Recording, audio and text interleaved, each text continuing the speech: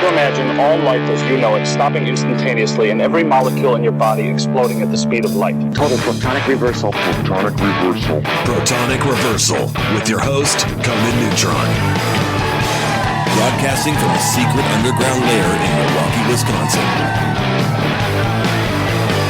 A gigantic middle finger to everything that is rock about music, rock and roll, and corporate power. The thing is, though, if you don't laugh, you're going to go on a killing spree with sharpened nails. Confidence of a hero or a fool. I wasn't exactly certain which. Could not be more professional. It's only one I choose to devote my life to. That's okay. It means something. It means something. And take that away. You know, that's my take. What's yours? Protonic Reversal! That's like a science thing, right? Indeed. It is a science thing. It is a science place. It is a scientific fact. We are all up in your face. It is time for the one, the only Protonic reversal. Welcome to it. Yet another stay-at-home edition of Protonic Reversal. Thank you very much for tuning in, for expecting the hot box. Tough crap. If you're tuning in on podcast, this happened on a Sunday afternoon, and you're welcome. This is episode, criminy, I don't even know, episode 170? Actually, I have no idea. I don't know why I brought that up. Why bring something up if you're not confident on the results? That's a very good question. I can tell you right now, though, that we're going to have Mr. Ronnie Barnett on from the Muffs, and he's a hell of a guy, and I'm really excited to talk to him. There's a very funny story behind having him on the show. He was originally scheduled, 4 years ago, something along those lines, and there was a power outage. So, because there was a power outage, clearly we decided to reschedule. Makes sense. That's what you do, right? And then there was just a series of rescheduling problems, mostly at my end. And long story short, just never happened. So, very proud to have the man on the show now. I think it's going to be a great time.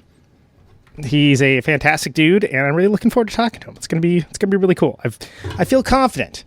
I know I always say that, but I feel confident. So, we're going to do the normal thing. We're going to play some tunes. Again, just want to give a shout out to all the folks that have been helping out, spreading the show around, letting people know it's something worth paying attention to. It really does mean a lot. Thank you for doing that. It's how people find out about it. It's how the show grows, et cetera, et cetera, et cetera. If you are just hearing this spiel for the first time, thanks. I guess. I don't really know where I was going with that. But there's also Patreon, patreon.com/Protonic Reversal. At the time of this live airing, the Jerry Casale episode just went out to the free feed. We're approximately 10 episodes ahead of time. So if you're looking to get the episodes sooner, patreon.com/Protonic Reversal. And that will, $1 a month will get you there. And it gets you the episodes sooner than anyone else. Flat out. I got some other announcements coming up. Lots of exciting crap. Looking forward to it. But for now, let's listen to a couple Muff songs, and then we'll talk to Ronnie Barnett. Looking forward to it. He's an awesome dude. You're going to enjoy this. My name is Conan Neutron. Looking out a dirty old window, outside the cars in the city go rushing by. I sit here alone and I wonder why. Friday night and everyone's moving, I can feel the heat but it's soothing heading down. I search for the beat in this dirty downtown. The young without going, downtown the young without going. We're the kids in America, we're the kids in America.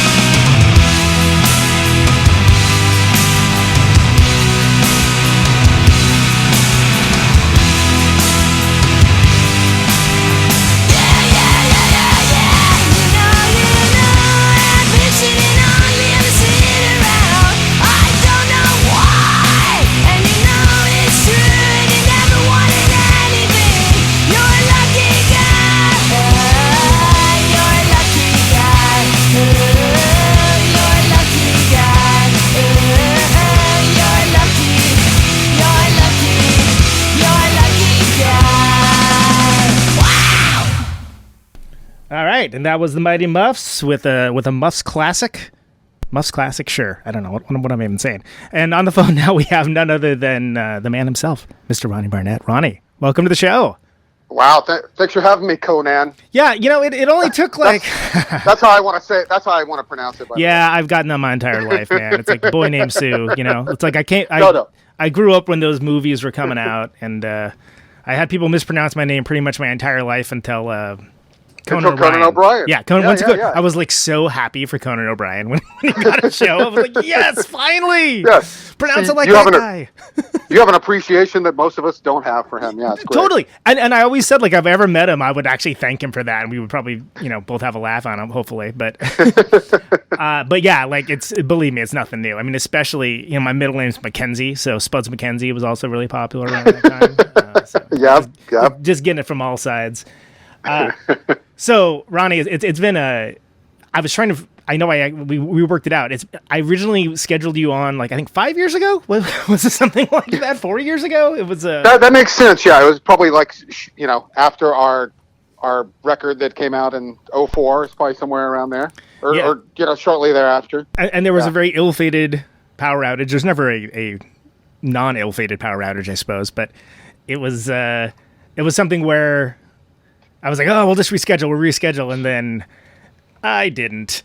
And well, a lot happened. You moved, and all that, and then we both kind of forgot about it. And then, but I saw you post a lineup, and it was an impressive lineup, and yeah, you commented on it. And that's when I was like, I was just like, oh my god. We never rescheduled because I really wanted to have you on. It just was one of those things that's like, what's difficult about doing a show is you need power usually to do it. So I'm not sure if it's a radio professional tip. It makes sense. Yeah, it makes sense. Yeah. How are you dealing with these quarantines, man? Like, I'm okay.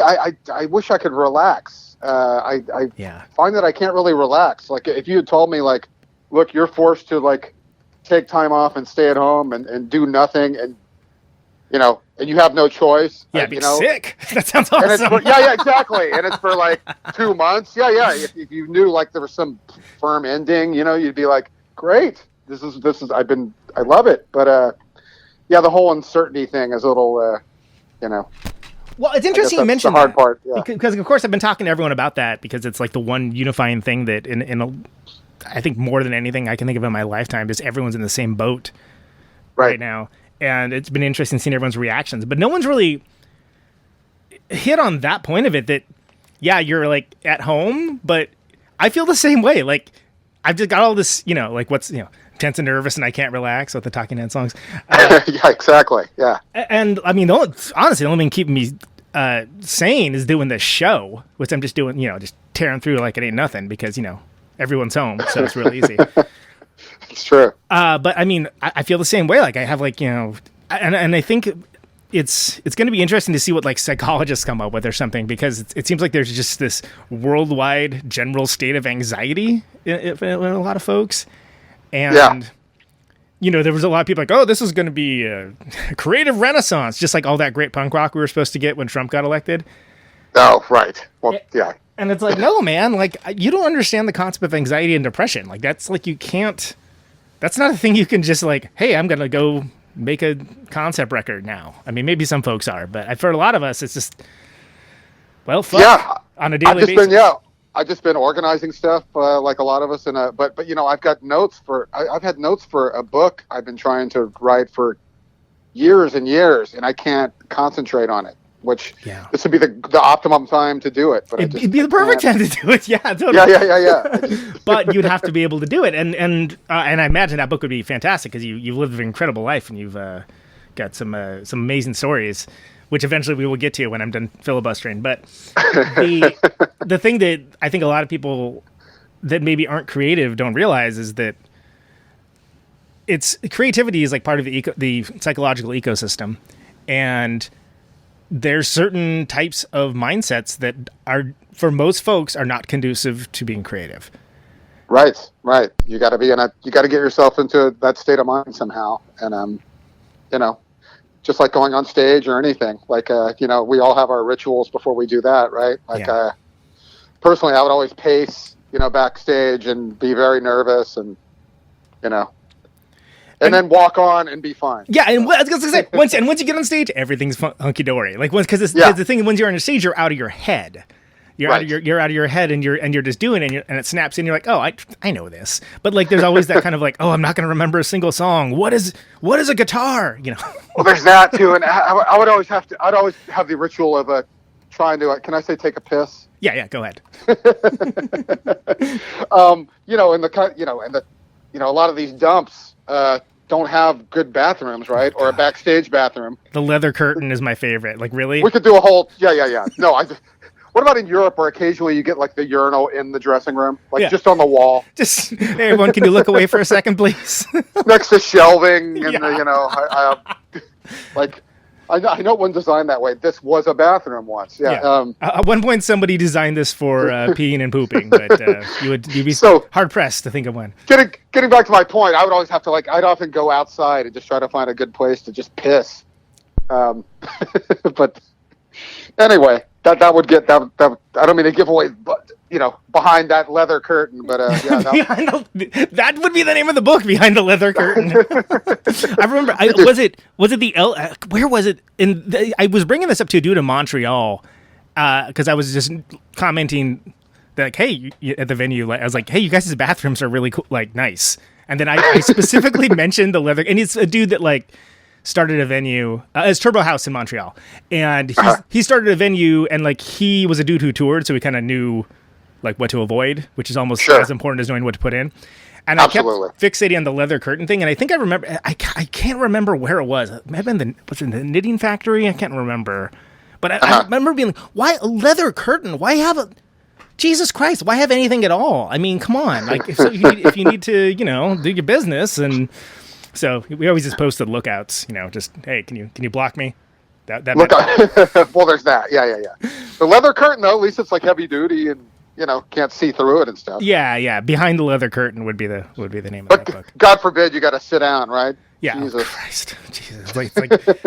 Well, that's all those memes that are going around. If you play in a punk rock band, you're immune to COVID-19 because you've because you've been in this bathroom, and it'd be like CBGB or Gilman or something. Yeah. So we're fine, me and you. Anyway, that's Poop and Pee Talk with Ronnie and Conan. And Yeah. we might actually touch on it again. Who knows? Yeah, man. Christ, a lot's happened since we talked last, hasn't it? Yeah. No, that's for sure. Just to. I guess we may as well bring it up. Yeah, I was gonna say that this would be the most awkward transition. No, I know. We're both. How do I tiptoe around? No. Yeah. Well, as you know, and a lot more people than I even expected to know. My bandmate Kim Shattuck passed away last October from ALS. If anybody doesn't know what ALS is, it's known as Lou Gehrig's disease, and look it up. It's really the cruelest thing that can happen to somebody. It's terminal, and it basically shuts down your whole body except for your brain. So your brain is fully intact, and but meanwhile you're not. It kind of works its way slowly, just shutting everything down on your body. So she was diagnosed, to the month, 2 years. She was diagnosed, and then she passed away. So it was a heavy 2 years. And I won't say there weren't. Every time I saw her, it was a good time. She's still able to smile to the end, and we should all be so. Lucky to handle things with such grace as she did, during her illness. She was well taken care of, and we would just laugh, and she worked hard. We completed an album. We can get more into that later. And she wrote lyrics for Red Cross and a project she started with Melanie and Palmyra, and she did all sorts of stuff. She stayed busy. So, yeah, after, we were a band for I don't count us not being a band until the day she died. So we were a band for 29 years, which is unbelievably amazing. Yeah. So it's quite the run. And you guys were, and not just, it's important to note you were a band and that also, continued to make records. You didn't just coast by on the record from 20 years ago that, No. We had well, I mean, that's kind of what bands do now, right? Like REO Speedwagon. Yeah. They don't, we actually learned that before we made our first record in 10 years. It came out in 2004. We're like, we're established enough. We can go to these. We can travel around and do gigs, and just in our rep, we were very lucky. Because people discover but people discover those records like every year, and especially the internet being the way it is, like people find them and then they kind of go down the rabbit hole because it's all just there all the time. It's not hard to find like it used to be. Yeah, and I gotta say, our last like kind of 10 years of working, all our shows were big kind of love fests. Like there was really a lot of love coming from the people, and us on stage. We were always a family. I was lucky enough to actually realize it in my head too during our last years. I was taking a look around and taking it in and thinking like, I really appreciate this. Even getting back to even this horrible bathroom, and the smell, You're savoring the scent and I was savoring the scent, everything. I'm like, you know what? Most bands would kill for our career and then what we've done and what we are able to continue to do, so it was not lost on me, and we really did appreciate it and didn't take it for granted, at that point. So, well, and the live vibe was always so infectious and remarkable because you guys were like an infectious rock and roll band, and the energy and the power with which you played, like it made for like such a fun show. There was even I had brought people to your shows that like didn't know a note of the music, right? Didn't know anything, and they were like, that band's awesome. I'm like, I know, right? And and a big part of that was like you and Kim's like energy and like the fact that like it just seemed like you were, no matter if you were in a venue that had 50 people or 500 people or presumably 5,000, you just felt like you're hanging out in the basement with you guys or something in a good way. You know what I mean? Like, and I say that as someone who likes that kind of thing. No. I appreciate you saying that. I mean, I feel like we rose to whatever the occasion was, whether it was like you say, a place that held 50 people or a place that held 5,000 people.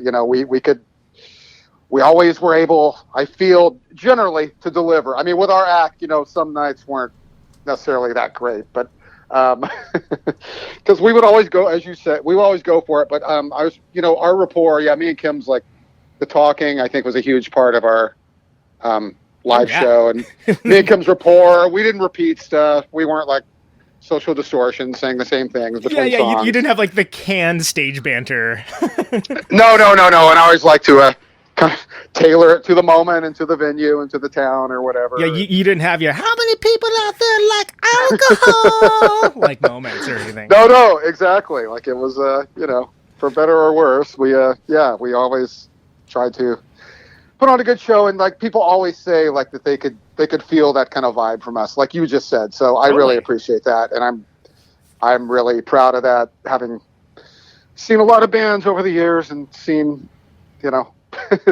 the different styles of performing. I'm very proud of the live act. So thank you. Yeah, no, I mean, and I think that it comes through, and and the records all sound good too, because there isn't that hallmark of, when people do the trendy thing of like, hey, everyone's using auto-tune this year, or like, well, yeah. I should add, I would like to think that the music would back up all that too. Like we would be like fun to listen to, talk, and then we'd like slam home some really good pop songs. And it was cool to see kind of like, of the many garage rock revivals that there have been, like that the one generation like really kind of latch onto it and like to see like all these kids, like, that's the ideal, right? When you play rock and roll, it's like, hey, it's not just like the children of men of audiences. No, we were big. We were big. Like, my uncle put you on a mixtape for me. Parents and kids would come to our shows and wait for us, and it still actually happens, even though obviously we're not playing live. But I still hear from people and get, people post videos in our group of their 7-year-old daughters playing Muffs songs, and like you say, like even when during our major label years, again, this term, for better or worse, we never used any trendy producers or mixers or whatever. So some of our really early stuff might sound a little dated. Few songs on the first album, our early singles, some of those sound a little dated. But other than that, like, Blonder and Blonder sounds pretty...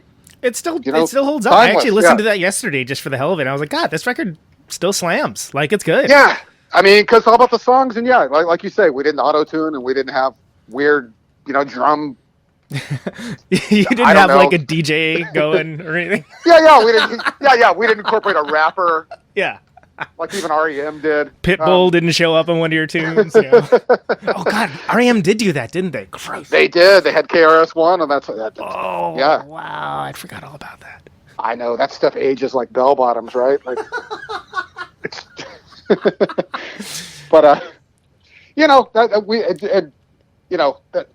thank God Warner Brothers would let us do that too. I mean, again, we didn't get like pushed as hard as maybe the trendier bands at that time, but that said, our records, those records never went out of print, which I'm really proud of too. Like all of our kind of contemporary bands, bands like Mudhoney, Babes in Toyland, even L7, those records went out of print, They did, yeah. It's actually real hard to find. Like, I still got my original copies, but I talked about that with Lori when I had Lori Barbera on. Yeah. But it's a bummer because, like, why? Especially at this point, like, why not just, like, let them do, like, the Steel Pole Bathtub thing or, like, the Melvins records on Third Man where it's like they just put them out for who wants to hear it, Right. What's it to you? You're not losing money on it. Yeah, I mean, so, yeah, they never went out of print. We even got to, like, give them the deluxe treatment a few years ago, which was an honor as a fan and a band member. Yeah, so how do you approach? So that's actually a good question. How do you approach doing a reissue for something like you obviously want to give some new value. In some cases, I know some people like to fix things that bothered them, like maybe with like artwork or like whatever. Oh yeah, there's that one. What about the people that want to re-sing songs like from 20 years ago? That's yeah. That's some George Lucas stuff there, where it's like right. No, let it go. You're not going to please anybody. Exactly. Yeah, other than yourself. Let's put like a CGI Jabba into this song. That sounds like a great idea, and it won't bum out anybody, I'm sure. Yeah. Well, in our case, we were lucky in that Omnivore Recordings, the label that did it, is distributed by WEA. So they were able to kind of get to the Warner and Reprise records and not have to like jump through legal hoops, and they were the reissue whisperers. They got it done. Yeah, exactly. Yeah, exactly. Well, like there's people that own, like Universal owns almost everything else, right? And people have trouble licensing from them because first off, they're so big, but they have like they want a lot of money up front, which is not feasible for like a smaller band, a band that's not going to. Well, in this day and age, things don't sell that much. I don't want to. Again, pull back the leather curtain, but people would be shocked. People would be shocked at the numbers of things that sell. There are things that are reissued that sell literally in like 300 copies these days. Yeah, totally. Like you're gonna get the same amount of copies sold for like the Steel Pole Bathtub reissue of Tulip as you are for like some of those bands that were like on MTV. No, exactly. So, and I say that as a Steel Pole Bathtub fan. Don't get me wrong. I'm just giving scope and scale for folks. And I bring up this same example all the time, and I'm sure people that are regular listeners are sick of hearing it. But I seriously run into kids these days, like on tour and stuff, that are under the impression that a band like Carp was as big as a band like Smashing Pumpkins. And I'm like, I guarantee you that is not the case. That was not the case at all. Being someone that was there, that was not true. Yep. And they have that's a great documentary, that documentary on Carp. It is. But heartbreakingly sad too, but it's, it's great. No, it is. But no, like you say, Carp probably, didn't played to 50 people, as you say, most gigs they ever played. Yep. But it's cool. It's cool that kids look back on that time and romanticize. Anyway, getting back to the point. Sorry. We were able to easily get the rights to those records, and Omnivore came to us, wanted to do it. We became instant friends, and so it was super. In our case, it was super easy. I know it's not that way with most things for bands, but yeah, it was nice to kind of tack on some bonus tracks, some demos, and me, Kim, and Roy all wrote liner notes in a different way, and yeah, they each had their own kind of voice, which I always thought's kind of cool to. Yeah, like in some cases, it's like the Rashomon effect, right? It's like almost the same stuff being said, but like from different perspectives. No, exactly. It just kind of fell into place organically. Kim's like, I'm just going to do a song by song thing, and Roy kind of did like a general thing, and I kind of did a historical thing. Yeah. So, we're I don't want to jinx anything, but we're trying to keep that reissue campaign going. So, fingers crossed, because the next one in line is the one that really needs to be reissued at this point. So, and that would be Alert Today, Alive Tomorrow, a record from '99. Oh, okay, cool. Yeah. I was gonna say I don't have the discography up, so I'd have, and yeah. That one, yeah. We, Fat Records owns it. It's Destroyer, right? No. Gosh, I don't even know if I should be saying any of this. But no one listens to this, right? You'd be surprised. No, I know. This isn't on the air, right? Yeah. Are we taping? Are we live? Hello, is this thing on? So yeah, and after that we own the next three. So nice. Well, and that's a nice thing to do.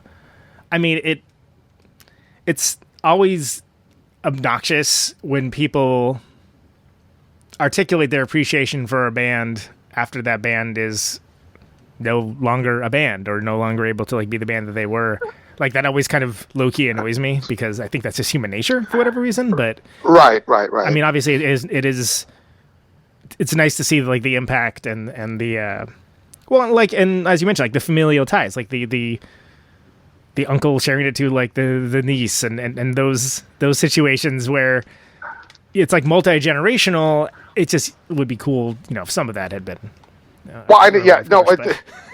To your point, I mean, after Kim passed away, I mean the response, the reaction was just incredible. I mean, I've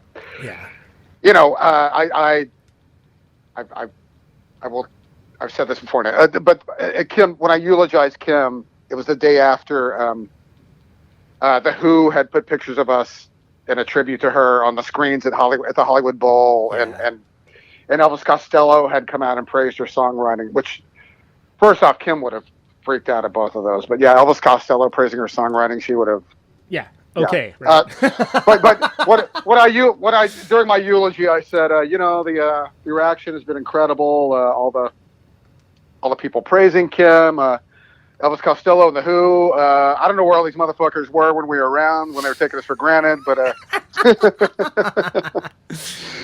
and it got a good laugh just like you did. So when I did it, so, yeah, because that's obviously it's earnestly appreciated, but it is sort of like it's there's just enough kind of truth in there to make the humor. Exactly, thank you. Exactly, a little bit, as any working band will know. I was joking, but a little smidgen of truth in there. Yeah, maybe you can think about that a little bit. and it was what I saw of it was a very beautiful eulogy, and that's I can't even imagine how difficult that'd be. I lost my aunt to ALS, and I got to see it firsthand. Oh wow, okay, and yeah. However bad you think it is, it's a lot worse. So yeah. No, and Kim's husband Kevin is an amazing person, and she couldn't have had better care. So she had, caretakers around the clock, and he did everything for her, and she had everything she could have, had in her situation. So she, yeah. It'd be ultimately, I'd visit her, and it would be, like I say, we'd laugh the whole time, and I'd get out to my car and just, I would break down, in sadness, but I'd also be really happy to have, had that time and to make her laugh. So. Yeah, because it kind of seems, it seems like that rapport between you two was such a big driving part of the band, like just like the heart and soul of the band. And it's fascinating because it was in a way that was like not easily definable necessarily, other than the fact that it's clear you had a great affinity for each other throughout the years, and you had just like it went well together. Like it's something that I'm trying to think of like another example off the top of my head. But I mean, we were close. We were close friends for a few years. We became a couple for a few years into forming, the band. And I really appreciate you saying that. And I do got to say, Roy is a huge part of. Right? Yeah, again, not to diss on Roy at all. No. He's like what a rock solid drummer, like huge personality, like great, it's super vital part of the band. He was the missing piece, and I don't know if we actually asked Roy to join us when we first formed. When me and Kim and Melanie, when they had left the Pandoras, they left like a month apart, and Kim had songs where kind of Kim's like, we'll have our own band, and we asked Roy, and Roy turned us down at the time. He had just had a kid. He ended up moving to Texas for a while, but to be honest, he's like, the offer of a band with 2 ex-Pandoras and one of their boyfriends is playing bass was not the no offense, didn't sound that great. It wasn't the call from the movie, like Wayne, like Billy Gould getting the call from Wayne Kramer, Yeah, no, exactly. And like Roy says, and then the a couple of years went by, the records came out, and I was like, oh man, I made a mistake. Yeah. But and it's not to say that the records without him aren't great, but it definitely.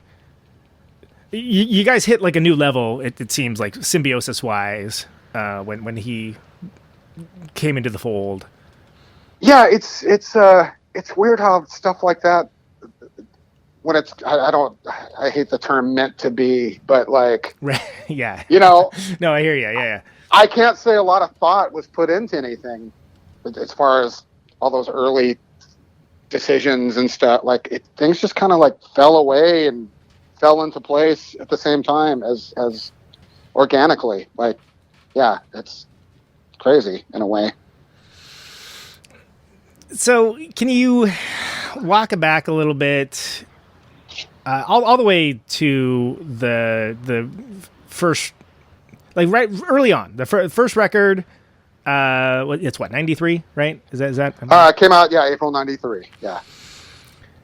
You're kind of getting it up off the ground. It's, there's a little bit of kind of get, a little bit what to expect just based on, as mentioned, there was, previous expectations because of the Pandoras, but it comes out, it has its audience. And more importantly, from my perspective, like working in a record store, Lucky Guy was kind of like a single that was getting some push and hype and also happened to be good, which you'd like to think that happened more often. Right. But it's out of the gate, you're not necessarily out of the gate, but like pretty soon coming out, you're it's that time period where it's the early 90s. You're on Warner Brothers. I mean, was there a mindset of like, let's take this like as big as we can, or was it just like, all right, let's just see what happens and roll the bones here? Yeah. Well, we were the whole way we got signed. I mean, we were talking to Warner Brothers like literally 8 months after our first show, and our A&R guy. David Katznelson, great guy. He had worked under Roberta Peterson, who was another A&R person. She signed Dire Straits and stuff, and she signed Flaming Lips, and basically she signed Flaming Lips because of David. So they made David a full-fledged A&R guy, and he signed Mudhoney, who was the band let's go back in time. This is your post-Nirvana right signing frenzy, right? So this is like grunge has arrived, and hey everybody, grunge out, yeah. Yeah, and we all had long hair, wore big shorts, and thermals under the shorts, and so he signed Mudhoney, and then he found us, and going back, I mean, the Pandoras at the end had no audience or reputation at all. It was actually a hurdle for us at first, and they had gone heavy metal. They lost their audience. People weren't coming to see them. I had a front row seat to all those years because that's when me and Kim were a couple. And so really, that was a hurdle at first, and we eclipsed that really fast. We had some friends give us our first 3 shows, and then those clubs we played had us back immediately. Back in those days, there were a lot of clubs in Hollywood. We would literally play 3 times a week between here and Orange County, and we kind of got good, and the songs were always there. Kim had a batch ready to go, so so when we signed, we didn't have anything on tape. We didn't have a lawyer, no representation, but the Pandora's publishing company had swept Kim under the rug. So we got signed to a demo deal. So we had to actually go in Sound City and make a 5-song demo, which we did, and we got signed. And yeah, and luckily for us, our A&R guy David was like I'll call him a kid. He was a kid at the time. He liked us for the right reasons. He was in the business for the right reasons. He was not, thinking of keeping his job, like selling some records to keep his job. He went on to sign the Boredoms, if that tells you anything about where he's coming from. Not exactly a hyper commercial band. Exactly. So he was into it for the right reasons. He brought in another A&R guy there named Rob Cavallo. So we actually had two guys, and Rob came from kind of a heavy metal background. Rob had just signed a band called Sister Whiskey right before us. So this 2 A&R guy thing, it was unusual, but it worked for us. And we actually made our first record with those guys producing it. And it's the first record Rob produced. The next one would be called Dookie, if you've heard of that one. Oh, yeah. Well, I'm passively familiar being a Bay Area guy, yeah. We can get to that after this. But yeah, so our first album came out, and we were just kind of like a fun rock band. Again, we weren't being, heavily promoted with all the major stuff at that time. I'm trying to think what it would have been. Flaming Lips, I guess. But I'm trying to remember, because that's like peak record store time for me, and I definitely noticed what was being pushed hard and what wasn't. But like, if it's so long ago, like I don't even. Yeah. I was just trying to think of Warner Brothers in particular, but yeah, I guess Smashing Pumpkins, all that. Anyway, getting back to our lineup, we had a 4-piece lineup. It was me, Kim, Melanie, and a drummer named Chris Crass. And Chris was a few years older than us. I've said this before, but Chris was he was a volatile personality, and he was different from us. And he was a great drummer, and he sang great harmonies. But he was almost out of the band the entire time he was in the band. Okay, so if that makes any sense. It does,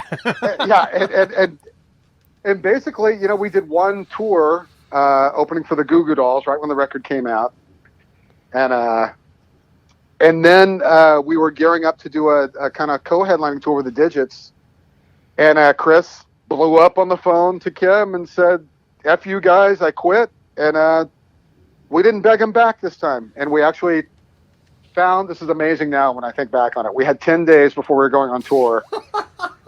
we were recommended a guy named Jim Laspiza, who is still one of my best friends. We met him, we practiced with him, we went on the road with him. 10 days. That's wild. And yeah. That's some like Blues Brothers stuff. Like this just doesn't happen. No, it doesn't. Yeah, being a musician, you can, for all that to come in, first off, that he's able to go. Yeah. Right? That's probably the biggest hurdle. Sure. Yeah. Yeah. Wow. You can actually go, you can leave for a month right now. But fit in, great and everything. And so, yeah, we just kind of moved on from Chris and, and we remained a 4-piece, for a while. That's kind of when we, a little while after that, the following year, early 94, is kind of when we decided to try out Roy, and like he needed a tryout. It's when we got Roy. So there was a brief period where we kind of did a West Coast tour where with a 4-piece lineup that was me, Kim, Melanie, and Roy. And then, you know, this is tough because Melanie, you know, we're friends with Melanie again. You know, we didn't talk to Melanie for 17 years. When I say we, me and Kim and Roy, but, you know, it was a rough breakup with Melanie. And it was right before we made Blonder and Blonder. And, you know, for reasons, it just had to happen. And yeah, that said, we went in to make the third record and we thought we'd make the record for 3-piece, kind of like Replacements did with Pleased to Meet Me. And then we just add somebody. And, right. What happened was, the aforementioned Dookie came out, and Green Day, and this is all documented in Green Day books and stuff. They were a fan of our first record, and it influenced them to sign to Warner Brothers Reprise with our A&R guy Rob, and use him as their producer, like our record. And they took our management and our booking agent and all our business people. And you know, and what happened was we were in the middle of making Blonder and Blonder. We got offered to open for them at the Palladium. And we're like, well, we can't turn this down. What are we going to do? Well, we'll play as a 3-piece. So we did kind of a secret unbilled show. Just to do the thing. Yeah. And then we played at the Palladium. And then after that show, we were like, wow, it's kind of more rocking. This is kind of fun as a 3-piece. And yeah, you miss the extra guitar here and there, but you know, we were made a 3-piece for the rest of our career. So there you go. Worked out okay, as it turns out. Anybody hear from that Green Day band again? Did they do anything after that? I think they made the decision to release 3 albums within 3 months at some point. Yeah, that's it. It's nice to do things for your friends. That's nice. Yeah. When did the Fruitopia thing happen? Was that was around the same time period? That's such a weird. That was actually a little later, even though it's a song from the first album. That was actually a little later. I want to say it was like 96. Because I remember that, and I remember not knowing it was you guys at the time. And then like being like, well, why does that sound so familiar? And I was like, oh, I have that record.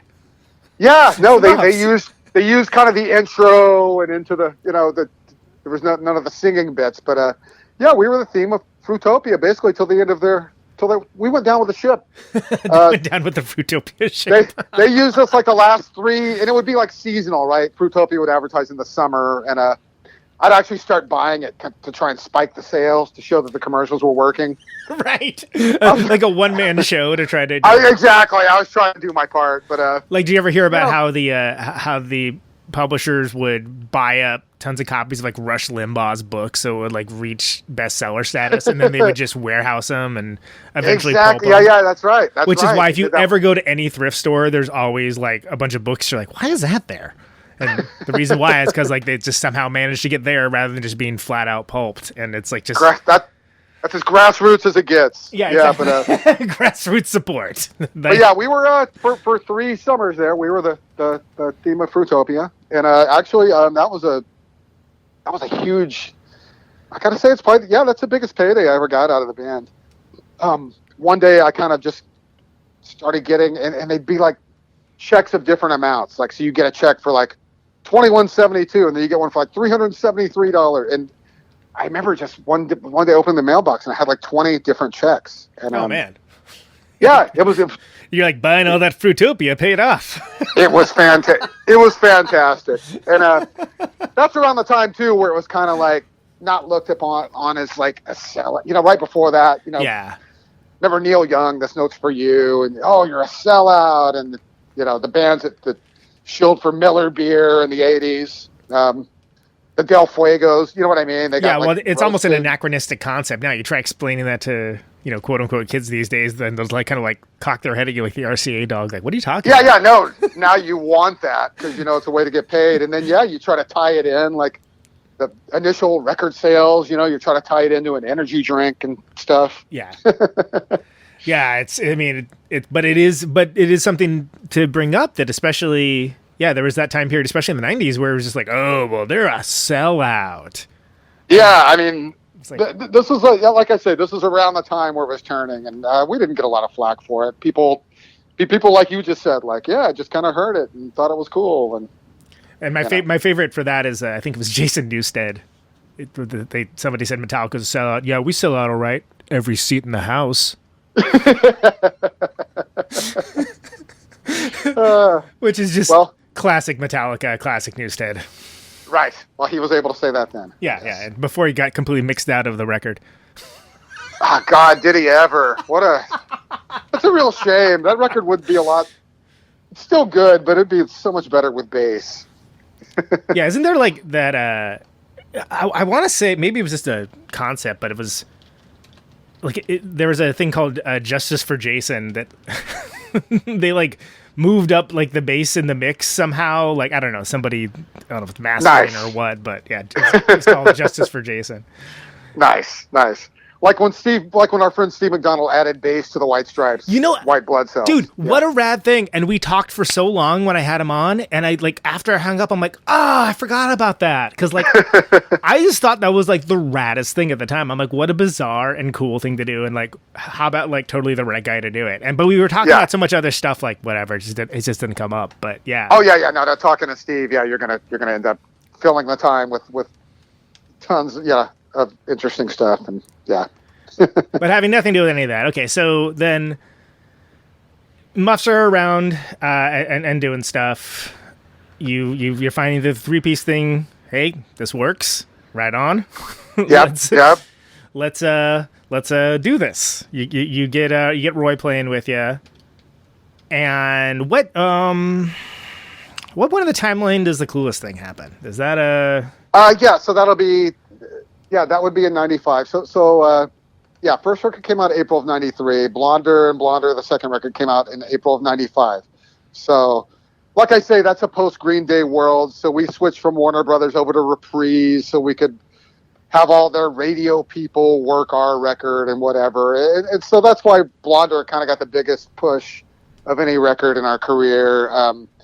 They actually did try to get us on the radio. Didn't work, but, we did have the $60,000 video directed by their video director, for Sad Tomorrow and all that. So, things were happening. And what happened was we got an offer from, people always wonder, how do you make these things happen? Well, the trick of it is that things, you get lucky enough to have it happen to you. So we got a call from Amy Heckerling, the director of Clueless, who previously, she directed Fast Times at Ridgemont High, little film you might have heard of. Yeah, little film called Fast Times at Ridgemont High. Yeah. A little minor film to all of us. A little band called The Ramones. Yeah. Jesus Christ! So I always wanted to work with her. No, I'm just kidding. She's doing this movie Clueless, and we were given a choice of 2 songs that she picked out to pick from. So we were offered "Kids in America" or "All by Myself" by Eric Carmen. Oh, wow. Okay, that was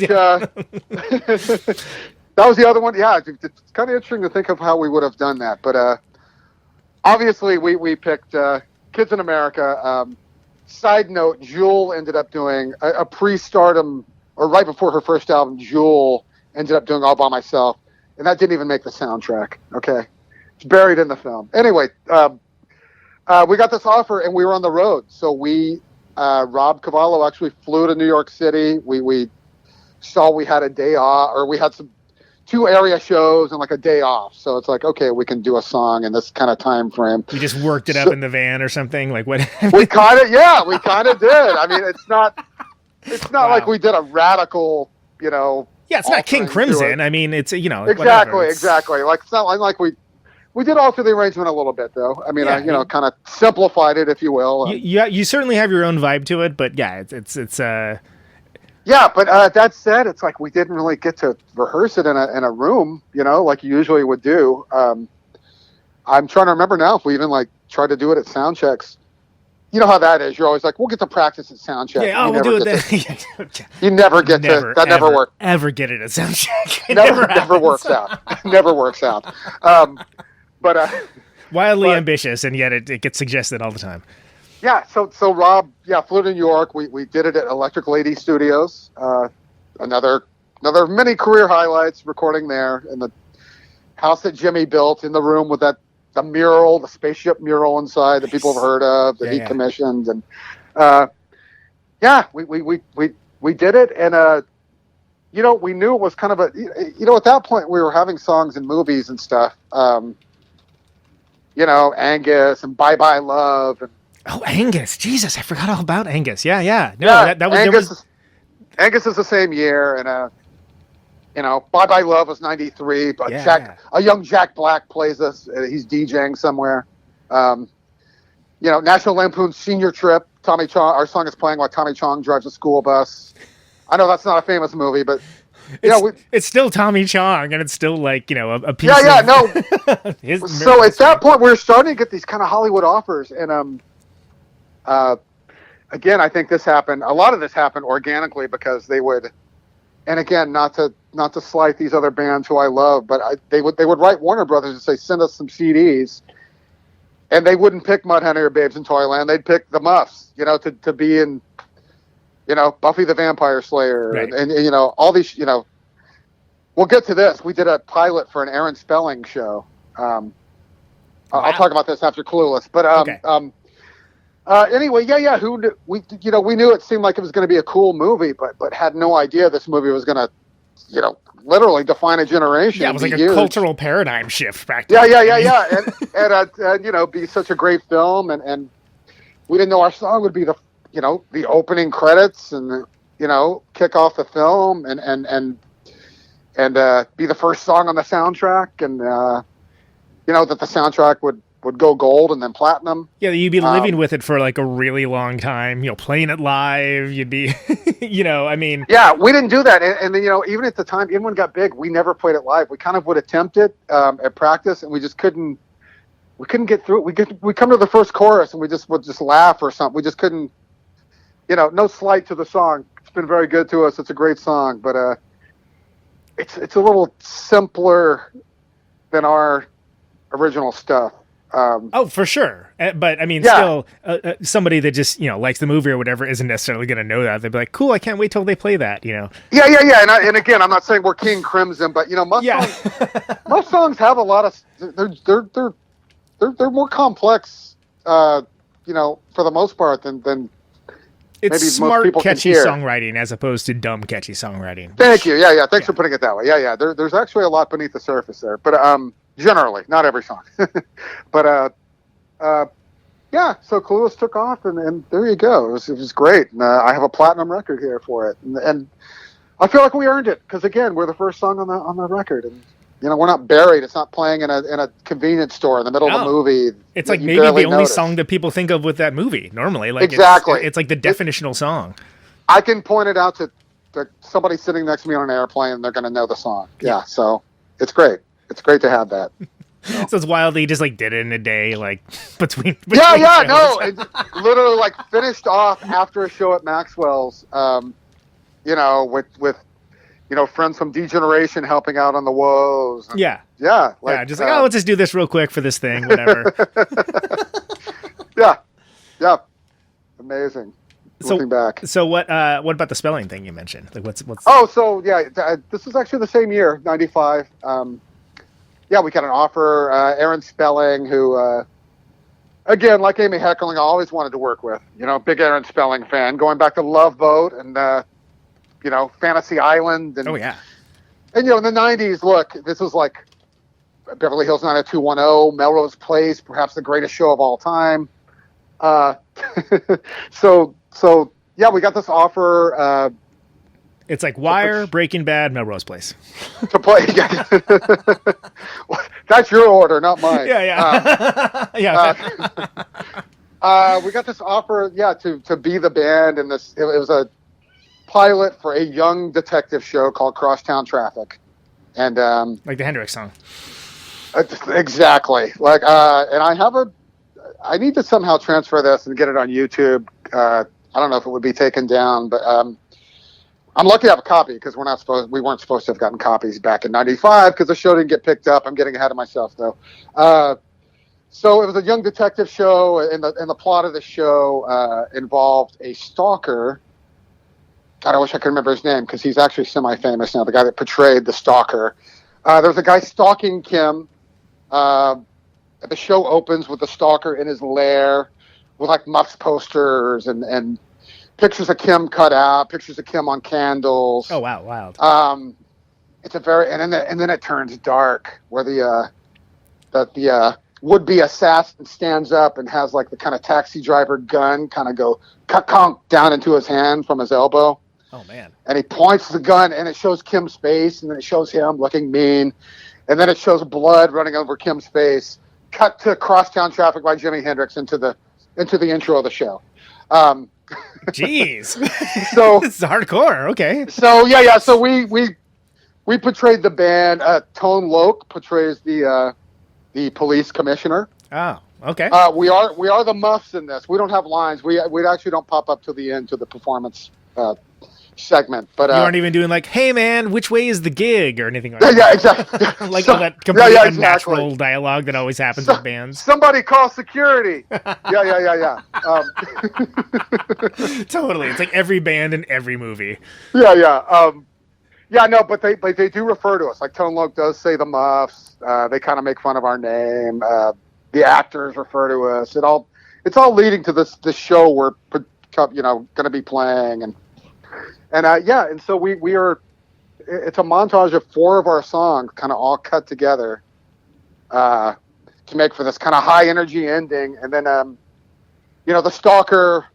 I can give away the plot because Yeah, spoiler alert! This is a long time ago, and it's a pilot, so you probably didn't see it. Yeah, the stalker wheels in a wheelchair to the venue with a fake mustache, and goes into the bathroom stall, and then puts on his grunge shirt and goes out in the audience. And so, again, as the band performing, we're oblivious to like the whole crowd's jumping except for this one guy. Yeah. Huh, that seems normal. Yeah.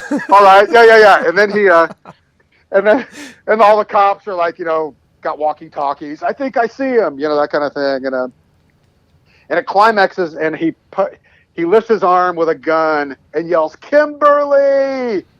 And then they dive off the stage and they tackle him, and then it cuts to us still playing, like we have no idea this is going on. Yeah. Totally. That's what little people do. Is people. Yeah, exactly. But I would like to add, in the script, the band was the Cranberries.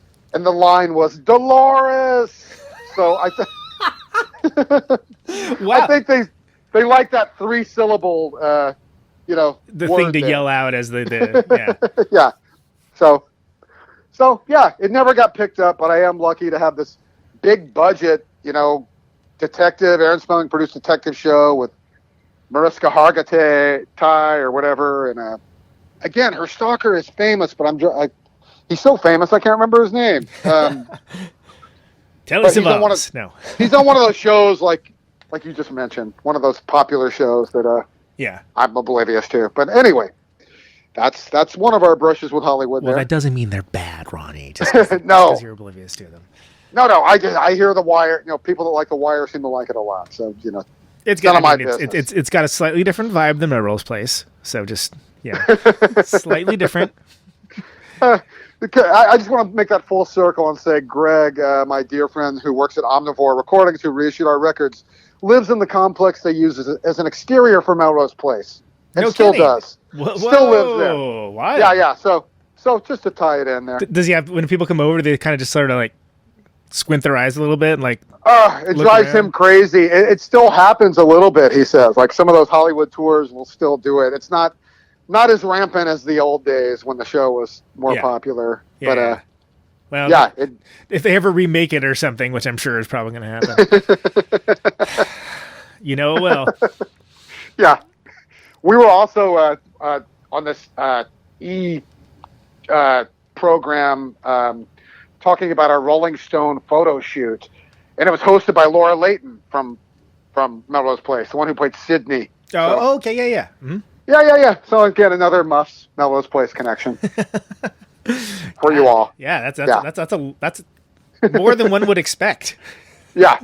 To be. So was the conceit of this show that like it was just going to be like, what was the conceit of the show? It's like a detective show, you said, right? But like this is the pilot was you guys, like you weren't going to be like series regulars or anything else. No. They were dropping some character development for the. It was a young multiracial and multi-gender cast of three. There was the young, handsome, Brad Pitty white guy, and there was the goofy Eddie Murphy-esque African-American male, and then there was the hot blonde female who all lived together, but as I say in the plot of the show, there's some character development where, like, the girl's boyfriend doesn't know she's a cop. What? Yeah. Oh, okay. All right. Yeah, I get it. Yeah. So, and one of the characters... Why didn't you tell me? I thought you trusted me. Yeah. I get it. One of the characters' ex is in prison for some reason. Yeah. So there was a little of that. But yeah, it didn't get picked up. But another memory I have about that is when we were being made up, the makeup lady came in and started giving direction, and she pointed to me and said, "Put a lot of mousse in his hair, make him look wild." And I was like, "Hey, wait a minute, we're not cast as the band here. We're portraying ourselves." And yeah. she had to call somebody and get some direction who said, like, no, they can look how they want. And that's the band is already appropriately wild. And I remember a line, being an Aaron Spelling fan at the time, I remember she said, like, well, I just did this on Models Inc. and we made them look this way. Oh, Models Inc., another short-lived Aaron Spelling show. I was gonna say, like, yeah, this is that one actually made it on the air. Yeah, yeah, that one actually made it on the air. But yeah, why this one didn't, I don't know. But it didn't make it. Oh well. But yeah, we wouldn't have been a recurring character. We were just there for the pilot. So, which is still makes for a fascinating story, of course. So that's yeah. So that takes us to where we're at, right? So like mid to mid late 90s. You're doing Happy Birthday to Me, right? That's yeah. So yeah, all that's that flurry of activity after Blonder, and then cut to 2 years later. Again, April or March '97, our third album and our band's personal favorite, by the way, Happy Birthday to Me comes out, and by that point, the writing was kind of on the wall that we were going to be dropped pretty quickly after it came out. But they left us on our own on that point. I mean, look, at that point, our A&R guy Rob had become a famous producer, in the wake of Green Day. So we kind of didn't have much A&R direction anymore, and he was busy and he produced Blonder, but we were on our own on Happy Birthday. He kind of oversaw it, if you will, to a certain extent. But right, the credit is produced by the Muffs, which basically means produced by Kim. And we again, this is all nutty now to kids of today, but we spent $200,000 making Happy Birthday to Me, and which is crazy. I mean, it is like, I mean, I would say from an outside perspective, like I say it probably is your best record, but it is crazy to think about 90s budgets and like, what? Oh my God, we can make like, 40. No, and it's crazy. No, you can do that, and you can make them sound better now than that. But back then you're locked into different times. Yeah, being in those big studios. We recorded it at Western. We were next to. The people recording next to us, there were 3 rooms there, were Eric Clapton and Jeff Healey. So that tells you. Yeah, it tells you a little the bit kind of circles we had to work. Yeah. Right. So, so when you say spend $200,000, I mean, that's like studio time mainly. And it's also, back then you'd be like, oh, what would sound good on this? A Les Paul Jr., let's rent one. And then you have it delivered. Yeah.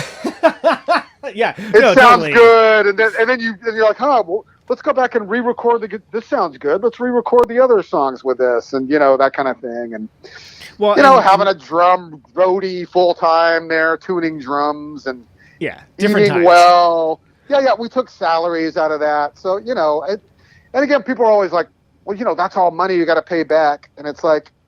Yeah, but what you don't understand is that's money, we do have to pay back if we were to earn actual royalties from records. Yeah, if we would ever have any set up where they give you like a check for $200,000 and say, go for it. So there's no way to actually get that money except putting budgets for you to live on at the time. And so again, are we ever going to, earn royalties from that record? No, but it was fun to spend that money. And what can you say? Unless the guys in Mudhoney, I got to say, are an exception because they signed a Reprise, made a record for $8,000, and actually were able to keep enough money to put down payments on houses and stuff. So yeah, good for them. That's all. That's Mudhoney. Like Mudhoney can do it. And it's... No. I had to let go at a certain point. The fact that the reason that I was in this band was because I was in a band with a really talented singer-songwriter, but I was also in a band with a perfectionist that was going to use every bit of money we were given to try and make the best thing possible. Make the best thing possible. Yeah. So, would I be talking to you? If she didn't do that, I'd be lying to say it didn't frustrate me at times that we could have earned more money in our band, but that's the way it was. So, well, and I think at a certain point, either way, you just got to let go of it too. I mean, what are you gonna do? It's situational. It's hard not to take it as a personal affront almost sometimes, but you can have the best thing in the world, and situationally it's just not the right time, or it's just something else is going on. It's not lucky, as it turns out, and right. It's I think part of adulthood, hopefully for most folks, is realizing that and kind of just being okay with wherever you're at and doing the work, really. Right. No, exactly. Yeah, be happy with the work and be happy that it exists and that you're doing good work. Yeah, that's all you can really do. But yeah, so Happy Birthday comes out, and actually it took a few months to get dropped. We did get tour support and go on tour, and in fact, we were actually playing bigger places on that tour. That's when we headlined the Fillmore. I'm not saying it was sold out, but it was respectable. I mean, it's still a freaking Fillmore. I mean, no, exactly. Yeah. I saw Tom Petty do a 20-night run. Well, I didn't see all 20 nights. I saw one night, but and I was awesome, cool. No, and we played there a couple times before opening for bands like Veruca Salt. But we so it's under your own power, and there's something to be said for doing something like that under your own power. It's just cool. No, and like I say, it was a good crowd. It was not, we didn't get canceled. Johnny Rotten canceled the night before us in '97. Johnny Rotten's solo. That probably has more to do with his high guarantee than than our ticket sales or whatever. But anyway, or it's Johnny. I mean, who knows, right? Yeah. So at this point, we're we just made a record we're really proud of, and we've been on this kind of you hear the cliche, the write, record, make record comes out, tour the record. You're on that kind of the cycle. Treadmill. And treadmill of suffering. Yeah, we didn't know any different, so we got signed by Fat Mike pretty quick after that, and did the same thing. Our next record, Alert Today, Light Tomorrow, came out in '99, so 2 years later. That I apologized to Mike about this a few years ago when I don't run into him ever, but I ran into him at a friend's memorial, and I just said, look, I want to apologize for having you have to deal with our manager and not us, because we were used to being managed and have them do everything, and it was not the easiest situation to have kind of a manager who's used to working the kind of big label thing all of a sudden, as opposed to like a punk rock thing where it's there's resources, but it's coming from a more punk rock place and a different and we're transitioning at this point. Now it's easy to now things are different, and it's been 20 years since then, and the business has evolved as it has. But at that point, we're still we still recorded in a pretty decent studio, and right. So, so that record came out. We signed to Fat Records. We turned in the record. And obviously it's us, so it's not really a punk record, even though we appeal to some people in that audience. So that's why it ended up on Honest Don. Yeah, I was going to say, that's why it was on the subsidiary, right? I mean, it was more kind of stuff that didn't quite fit the Fat Records motif. Yeah, it was the more poppy stuff. So it was like Us and Chicks Dig It, and the Lillingtons. I'm trying to remember other bands. Yeah, so Dance Hall Crashers, I think, were on that, right? Yeah. So, and look, I got no complaints. He put out the record we made. It looks good. We did what we wanted. We still toured. We still toured the country at that point. Still went overseas. That's another thing I want to mention, that touring overseas was really an amazing thing for our band. I know people hear this a lot. Big in Japan, big in Spain. Right. Big in Poughkeepsie. big in Poughkeepsie. But, there are those pockets where people really do appreciate rock and roll. And I'm not saying we're like Cheap Trick at Budokan, but like, we'd go to those places and people would cry in our presence and be so happy that we were there. And that went on to Central America and Italy. I mean, just those are the places. They like rock and roll. It's still that way. Yeah. So yeah, and that does still happen too. And it's always such a pleasant surprise where it's like, oh, cool. Yeah, you guys dig this, huh? No, and they know stuff, and they know deep stuff, and they have all your records, and they give you gifts, and it's really amazing. Yeah, so I did hate to travel, but it was worth it after those 11-hour plane trips to be in the middle of that kind of situation. So, yeah, so that brings us to I don't know if you want to still cruise through the timeline. Let's keep going. We're this is good. Yeah. So yeah, Alert Today came out, and then I guess if you go year of release, it was 5 years before our next record, which is called Really Really Happy. Mm-hmm. That came out on a label called 5 Foot 2. 5 Foot 2 was a label that was done for a little bit, run by Anna Warrenker from That Dog. Oh, of course, yeah. And Charlotte Caffey from the Go-Go's, who are respectively married to Jeff and Steve McDonald. Or Steve and Jeff McDonald in that order. So they were friends, and they started a label and wanted to put out our record.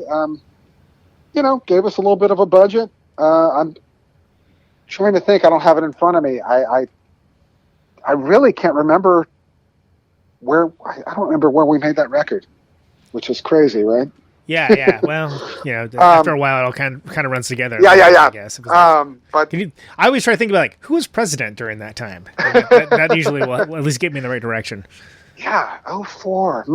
But again, it didn't seem like those 5 years went pretty quick. It didn't. We continued to tour and play gigs, and that's the thing. Like when people can pinpoint your career by these, marks of the release of the records, but we remain.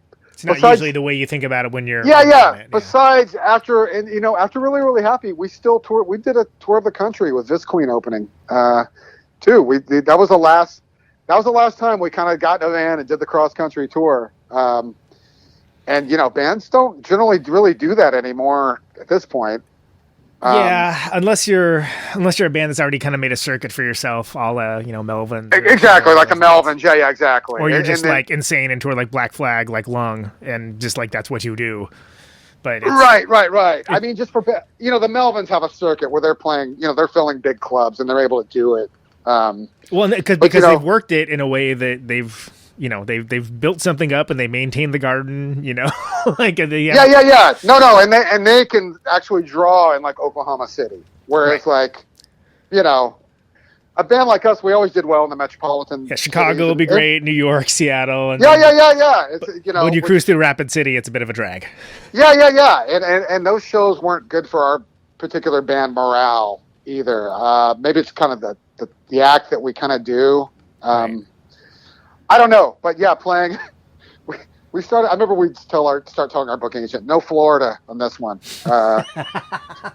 I don't mean to alienate listeners and fans of our band. But thank you to all our Florida fans. Yeah. No, I get it though. I get it. I mean, but just those. You got to go where it's going to be sustainable. Yeah, and look, I got friends. We have mutual friends like Kepi Gooley. Kepi will play any town. He'll play the basement of a kid's, parents' house. He'll play in a garage, literally. We were never that kind of band, for better or worse. So, like I say, 04, yeah, it's kind of the last time we got in a band and did that. And that tour went well, but... Long Gone John put out the LP, right? He did. That's right. And look, going back to Happy Birthday, Todd Abramson, the owner of Maxwell's, put out that one on vinyl on Telstar. So nice. Which is also hard to think about that at the time. Like the vinyl was the more like niche item to be to be sure. Which is major crazy, labels, but by 97, major labels didn't want to mess with vinyl so much that they're like, yeah, you can do the vinyl on this, no problem. I mean, our first album didn't even come out on vinyl at the time, like in 93. And back then, a lot of things would come out on import and not domestic. Like, I remember getting the Babes in Toyland record on Reprise, like an import copy, because U.S. didn't put it out. Right. You get it any way you can, you know. right. But anyway. So yeah, really happy. You're really happy. You're doing we still toured, still doing the. Yeah. So that happened, and that was fine. And we're proud of that record. It's probably a little too long. It's hard with our band because our songs are short. So if you put 17 songs on a record, it's not like it's a really long record, but it's a lot of songs. But it's also hard to articulate for folks that didn't live in it. In that CD era, that was pretty standard. Like you just like, oh, you can fit how much in here? Great. And no, and we weren't like Soundgarden making like 65-minute records. Oh my God, we listened to just recently, like in January, we listened to what is it? Down on the Upside, right? Yes, and good record. Like I actually realized I kind of like, there's a couple songs that can fuck right off, but it's it's a pretty good record. But holy crap, it's long. I was like, oh my God, it's like a 65-minute record. Like Jesus. Right, which is why in the vinyl reissue age, all these things come out on double vinyl. And I even said, like, look, if I had a time machine, I'd go back and tell them, then cut that song right out. Like, you don't need it. Like, it's fine. Get it out of there. Well, yeah. You cut off a couple of songs, make it a 50-minute record, which is still long, and it's like rock solid. Yeah, you're right. But it is indicative of the era that was pretty standard to like have like. It almost felt like you were giving more value, but unfortunately, it means that like a lot of the records are like maybe one or two songs too long. With our band, those 17 songs made like 38 minutes. Well, yeah, because all your songs are like 2 minutes. Yeah. Exactly. Like a lot of them. We'd always say like, look, I know it's a minute 50, but it's got an intro, it's got 2 verses, 3 choruses, a bridge, a solo, an outro. Yeah, you have your "Won't Get Fooled Again," which is like 3 minutes and 7 seconds. Yeah. So. So after Really, Really Happy is where we kind of like took a breather, and we took about 3.5 years off where we didn't, we still remained friends. We didn't like break up or anything, but we just didn't do anything. You just weren't the Muffs as in the Muffs being in the cycle and doing, going on the road, making records, et cetera, et cetera. Yeah. We wouldn't get any offers that we couldn't, turn down or anything. And it just, now I look back, I see that like we needed a breather at that time. So it worked out. Pretty hard for like a really long time. So no, yeah. Exactly. And then so yeah, that break was just organically happened. Again, we still would talk to each other and even like have dinners together every now and then. And what happened was like we got an offer to go back to Spain. We hadn't been to Spain since '95, so it's somewhere. Let's see, 04, 05. Oh, I guess the next year I actually toured with a band called Visqueen for a year and a half. I actually joined the band. They're from Seattle. Yeah. I'm very familiar. I think they have. It's a combination of. I think it's a difficult name and one of the coolest names too. Like, yeah. I've always loved their band name, and like it kind of blew me away. Cause I'm like, yeah, like that's not like a standard household term. Like I'm sure they had the thing where the marquee was spelled any manner of creative ways, but I always thought it was a really good name. Yeah, no, it's a really good name because it's got Queen in there, and like, yeah, again, it's not a popular. I didn't know what a Visqueen was. Yeah, so I had no idea. I just like I saw like one of the records. I'm like, what's that? Wow, that looks cool. Like, yeah, and that happened. The original bass player of Visqueen was Kim Warnick from the Fastbacks, who you probably know, and Kim retired from music at the time at age 40. Funny to think about that now. Yeah, right. Jesus Christ. And they had they had some live work that they wanted to do. So I they were a fun band, and I joined that band for a year and a half, and I would have stayed in the band, only they're from Seattle, and I couldn't afford to go up there anymore. The hell of a commute, yeah. So anyway, I did that for a year and a half, and so that was part of our break, I guess. And and what happened was we got offered to go to Spain. We hadn't been to Spain since 1995, so let's see, 4 or 5. Yeah, so that we're talking like late 08, early 09, something like that. We went to Spain, and it went really amazing. And that's about the time that I kind of alluded to earlier, where I started to where all of a sudden we became like established band with a reputation that can go tour, and people start referring to us as legendary and stuff. Right. Which is really just you've been around long enough, and you have enough. Yeah. Which seemed hilarious at the time. But hey, you guys have a legend now. What? When did that happen? Yeah, exactly. So did you tell the 12 people in Florida? Yeah. Sorry, didn't mean to interrupt. But no. So that led into that, and over the years, again, I mentioned him earlier. Todd at Maxwell's would fly us out. We would do New York and Hoboken over the years on a regular basis. We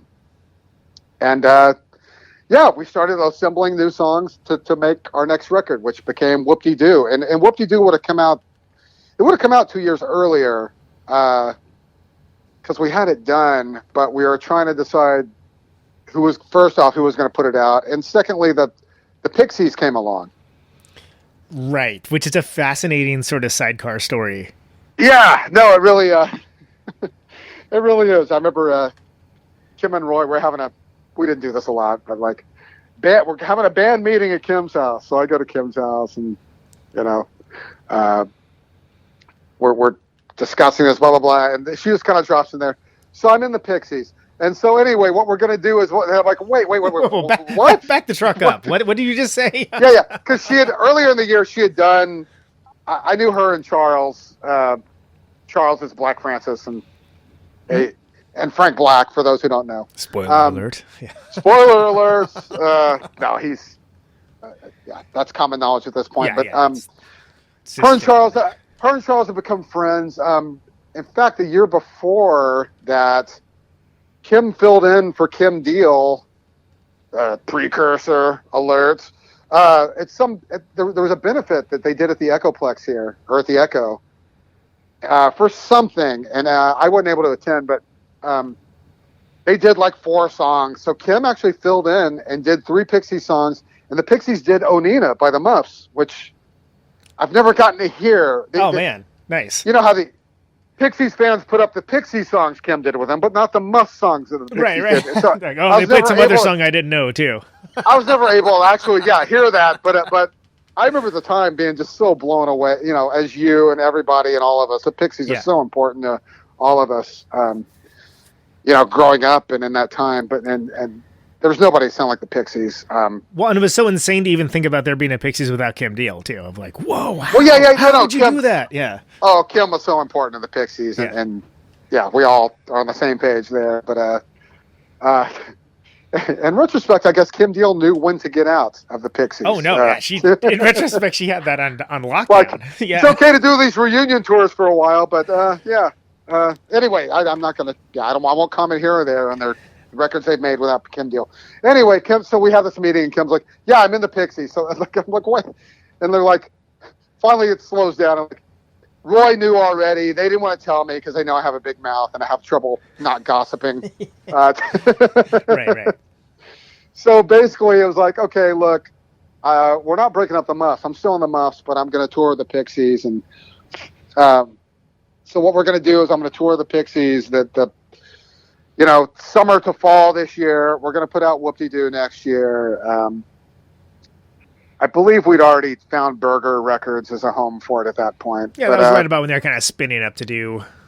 Yeah. I mean, stuff, and that was like right down the line for. And that was kind of organic too, because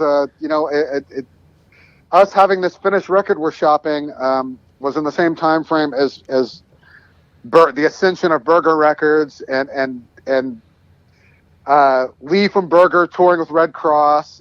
Yeah, I guess I should mention the same time that I did Vis Queen, Roy had reformed with Red Cross, that Neurotica lineup. Mm-hmm. So they started playing live and making a record. And so all that's in the same time frame. So what happened was Lee from Burger was in the van selling merch for Red Cross on a Red Cross tour. And so I mentioned to Roy, like, hey, work on Lee as far as the Muffs record. Right. Since you got a little time anyway, And it did a little backstory there. Me and Lee had met because we both went on a double date with two girls who were best friends. Me and Lee didn't know each other, but on this double date, me and Lee ended up talking more than we did to our dates. So we really hit it off. And I remember doing a mail order of a bunch of cassettes from Burger. I didn't mention it to Lee at that time, but Lee had wrote on the padded envelope like, "Hey, Ronnie, remember that double date we went on?" And so anyway, Lee was receptive and played him a little bit of the record, but didn't really have to. Lee and subsequently Sean, his partner at Burger, they were receptive to putting out a new Muffs record, and so that's how that happened. And basically the Pixies thing, as is historically noted, ended up with them letting go of Kim, which was again, as Kim put it at the time, look, it sucks to be fired, but on the other hand, I was given a tour itinerary for the whole next year, even after that whole 3 months of touring I did, and I didn't see how I was going to be able to do it. Because on one hand, they're doing cushy gigs, and they're staying in cushy hotels and flying first class. Oh my God, what a dream of mine to fly first class one day. Maybe. I did Comfort Plus once, and I felt like an emperor, so I can only... Yeah. I would always upgrade to that middle business class just for that little bit of extra leg room. But never first class. But and so they let Kim go, and which is crazy because it seems like they let her go basically for being her, which is like, wasn't that the whole goddamn reason you had her in the band? And apparently that's the thing. When you hire Kim, you're going to get Kim no matter what. And if you watch videos and stuff. I saw them, Kim was great in the band. Like they did a warm-up show at the Echo, like unbilled. And I remember when they started, I remember what they opened with, but they did Bone Machine, like song 3. And when they came in with that harmony and Kim was right on that harmony, I got I'm still getting the chills thinking about it now. Like, she was good. And it's not like she was, a lot was made of the stage diving incident or whatever. That's not what got her kicked out of the band. That happened like show 4. Like, she did a whole nother 3 months after that show. Right. But that said, she did do that, but she wasn't jumping all over the stage or anything. I mean, the Pixies on that tour, they had lighting where they were kind of like illuminated, but like lit where they were just looked like shadows. Like you couldn't see faces.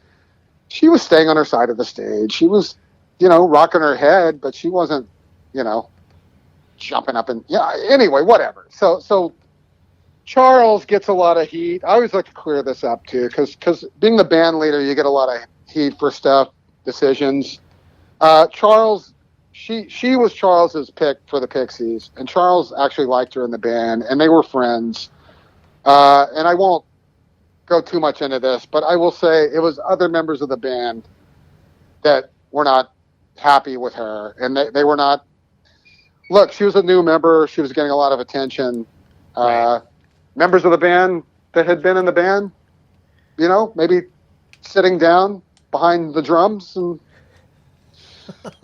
maybe weren't happy that she was getting more attention in the band than they were. Well, and it's a delicate alchemy anyway, right? Especially with a band that has had problems. It has had problems in the past, and there's.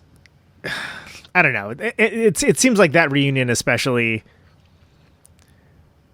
as much as I enjoy the shows, don't get me wrong. It seems like there was definitely a sell by date, and there was certainly a mindset towards like, cool, let's cash some more checks. And I could say, well, this is the thing. And I can say that. You don't have to say that. You don't have to agree with it, but that's. No. I'm not, I'll just say in general, like when bands do this reunion thing, I always joke that we should have broken up so we could reunite and have the big, you can't have the reunion cash in if you don't break up. Yeah. No, because what happens, and I won't name any names here, but you know, yeah, you reunite. People are happy to see you. You do your big victory tour. You're not, you know, and that goes great. Goes really great. Then you can maybe do a follow up like that, but at that point you got to decide: are you gonna make a record of new material? Record? Yeah, exactly. Are we a living band or is it an oldies act? You know, and so is it Three Dog Night or is it Wire? You know, yeah, and you know, as the oldies, you know, are you going to be as appreciated that second time through? You know, are the gigs going to be quite as good? I mean, you know, it's different in different circumstances, but yeah, it's you know, you got to make some decisions there. So I guess at a certain point, it all leads. If they stay together, it all leads to, for better or worse, to use that phrase again, making a new record. So, you know, and was I disappointed the Pixies record didn't sound like Doolittle? Not really, because I didn't expect it to. Yeah. You know, I'd heard the Frank Black records in between. You know what I mean? Yeah. Like, there's no reason to think. Yeah. Anyway, that's. Anyway, yeah, so, enough said on that. Yeah. So, bit of a tangent there, but it's No, but it's a worthwhile one, and I actually feel like it'd be disingenuous not to bring it up. I mean, yeah. But anyway, so that Pixies thing worked out as it as you know, looking back, as it should have.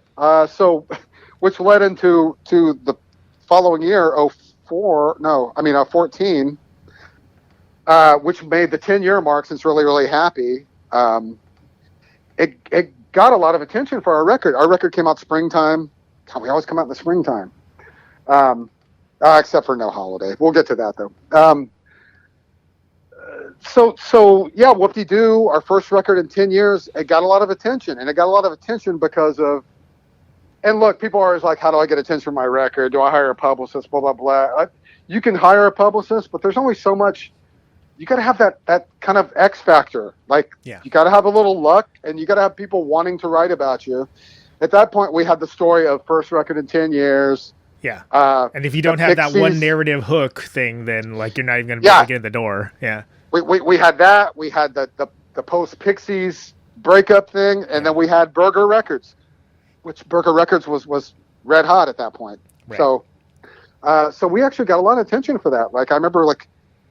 Entertainment Weekly premiered our video, which our friend Sarah was nice enough to do for us. You know, so yeah, that gave us a lot of attention, and we were able to, you know, go to all the foreign places I mentioned afterwards, and that. I will go back a few years when I was talking about when we reformed after the Spain trip and learning that we could kind of work places without having a record.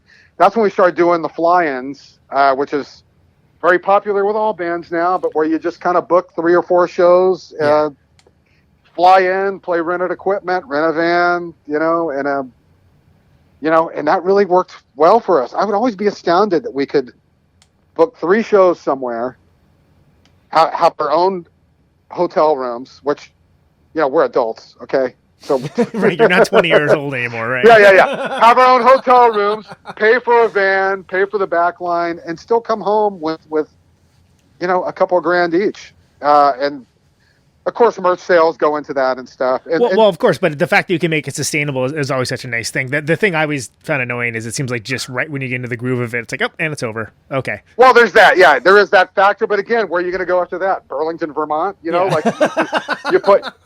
Again, no offense to Burlington. Yeah. Apologies to our Burlington listeners. Yeah.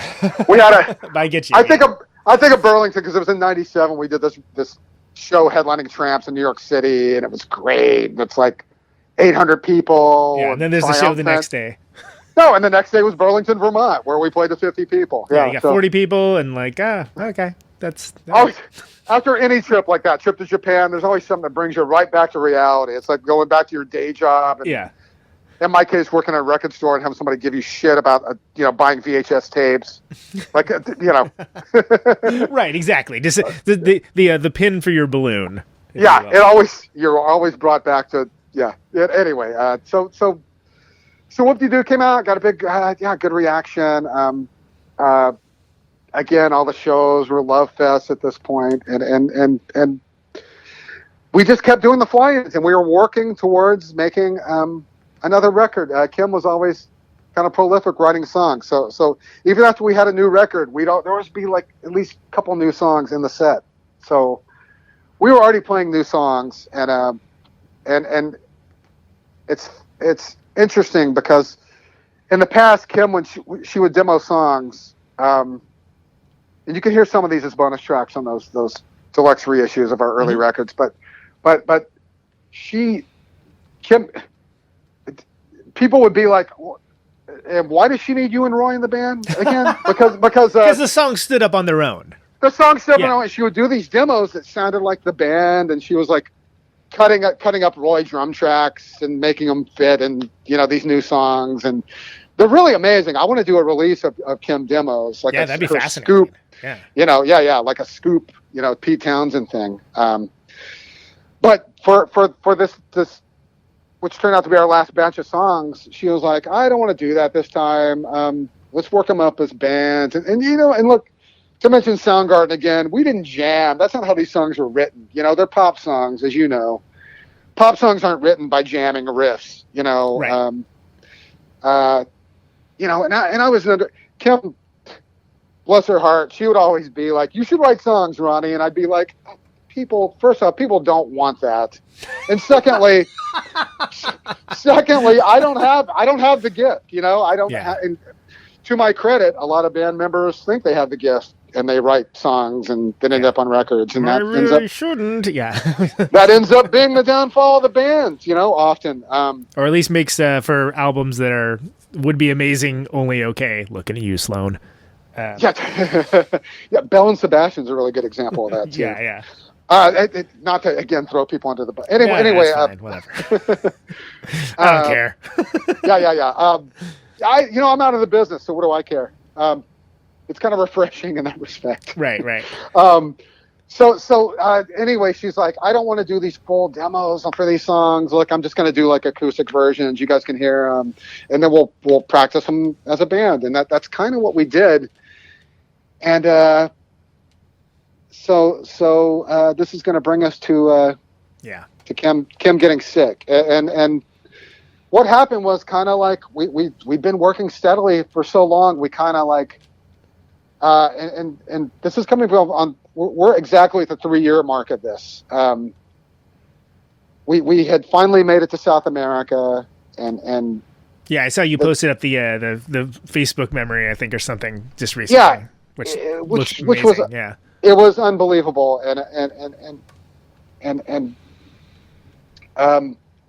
so we did 3 dates there. We had one more date to play up in Vancouver with our old friends, the Smugglers.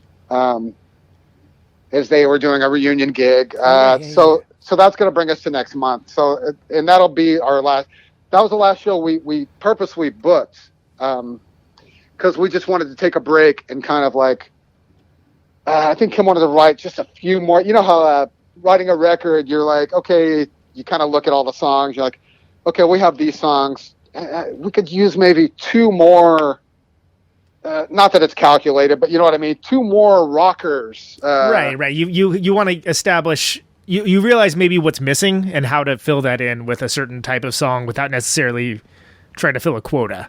Yeah, and I don't want it to come off like it's a formula, but there are different colors to a record. And like you don't even realize like it's weighted more towards one or the other until you're like, oh wait, no, we need to break this up somehow, or like whatever. That can also lead to writing another just gem of another song too that you didn't think you needed, but it might be the best song that ends up on the record. Totally. So anyway, we purposefully took the summer off to kind of just catch our breaths and not book anything, and we've been working steadily for so many years, and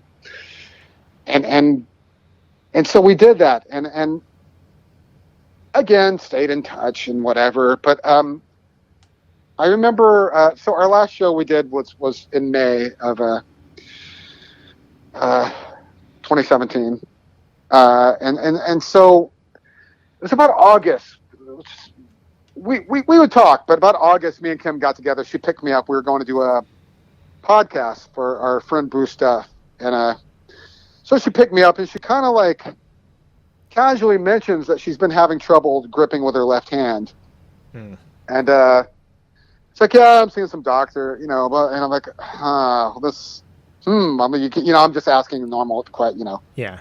Can't grip at all. Does it hurt? Is it pain? Blah, blah, you know, whatever. And so we do the podcast, and I can't remember what Bruce's podcast is called, but if you look it up, this is actually immortalized now, which is incredible, but it gets brought up on the podcast, and you hear her say, like, you know, doctors think it's probably carpal tunnel or something. I'm going to, you know, it's getting attention. It's going to be okay. And you hear me say, well, I'm very concerned. And I was, and I was kind of, I'm always kind of the worrywart member of the band and the kind of fragile one like that. But you actually hear us talk about this. And so her... Is it called Tone Deaf? Is that it? Yeah. Okay, cool. It's Yeah. number 22.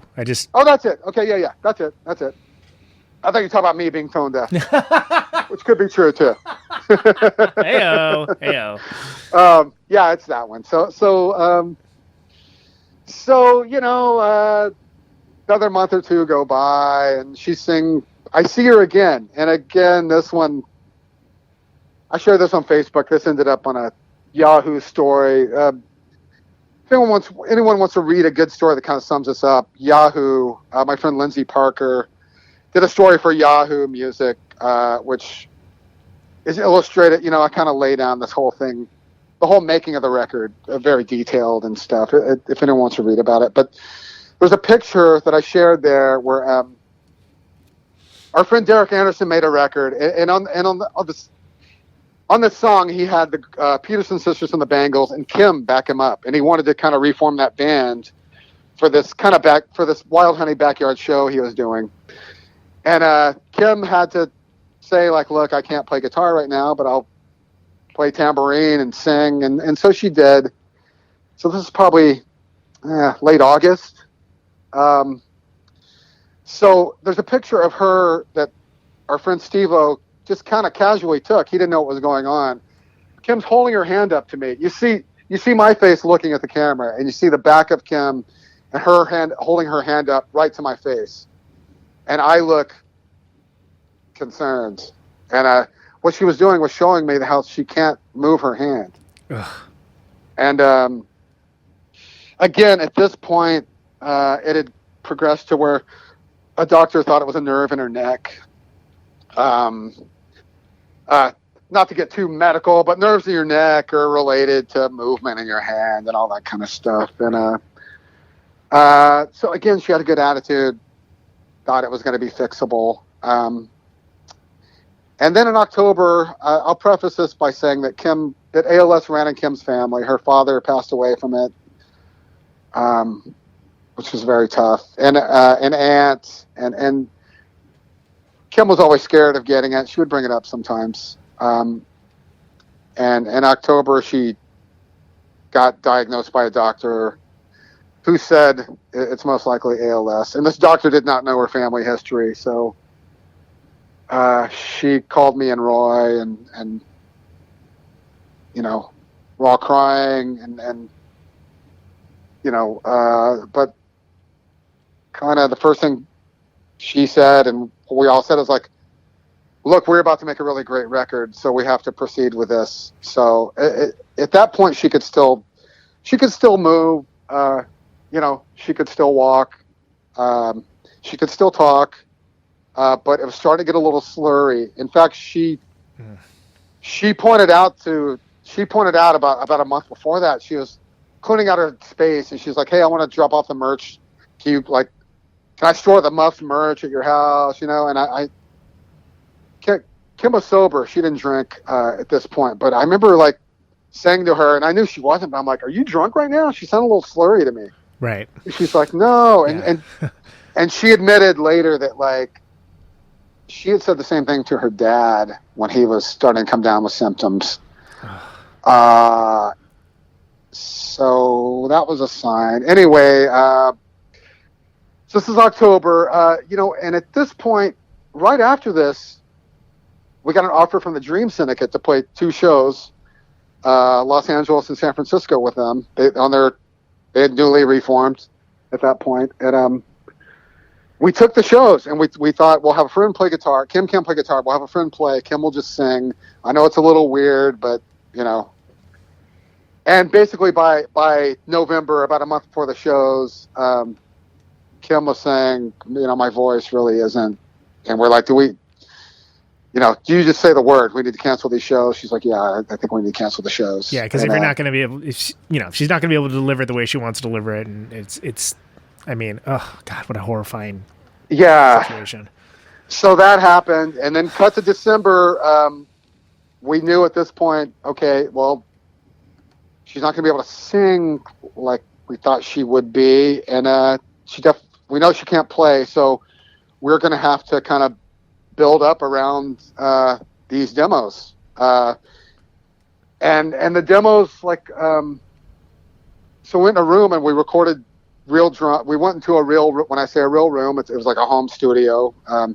Used our longtime engineer Steve Holroyd to kind of oversee, and recorded Roy playing drums to these demos. Now these demos were not, obviously Kim didn't know this would be the record, so there are timing things. Yeah. There are. I always compared it to the making of Syd Barrett's Madcap Laughs, where they kind of had to adhere to weird timing and stuff here and there. Stuff that you don't think about twice when you're making a demo ends up becoming something that you have to think about quite a bit when you're making a record. And some were recorded better than others. Some were the vocal was not loud.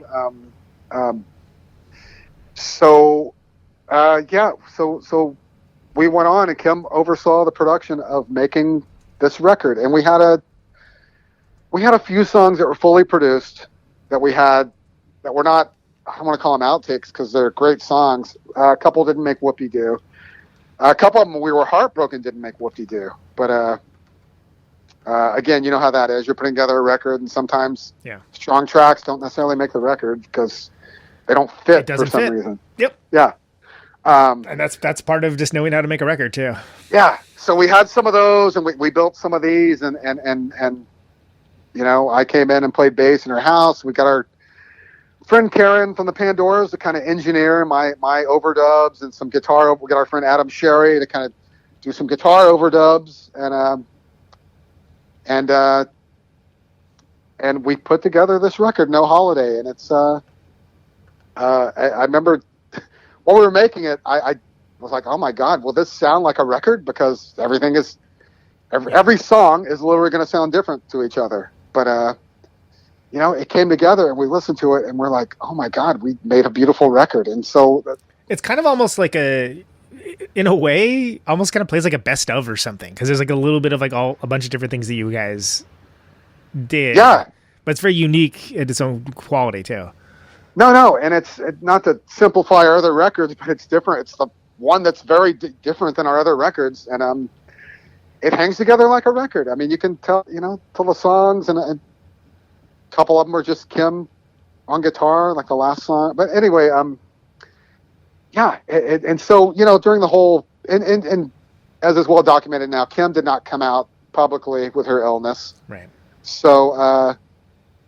It was 2 years of kind of knowing, that there would not be a happy ending to this, and that our band was done. And Kim was still around when we were when we got a release date and stuff. Kim was still around, and we were. I remember, to kind of publicize a record, you kind of send out press 3 months ahead of time and all this stuff, and at the time it was kind of like, okay, I know people will understand this record one day, but at that point it was like, the Muffs' new record is coming out, and yeah, we like the feel of these demos, so we thought we'd just kind of finish them off and make it in a different what are you way. exactly? It's good. Whereas what you're actually doing is something completely different. Yeah, and with like much higher stakes.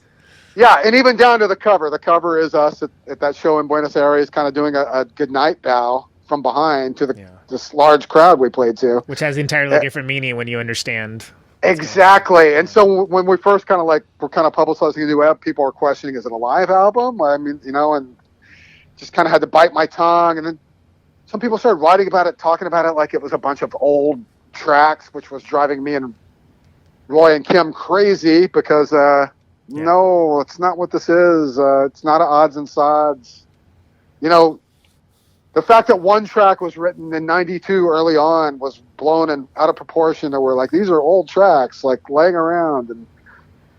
And, again, I knew it would be understood one day, but, and then, Kim passed away about 3 weeks before it came out. So it was not calculated that it would come out after her death, but it came out shortly thereafter. And at that point, people, it was understood. And like I was saying earlier, I mean,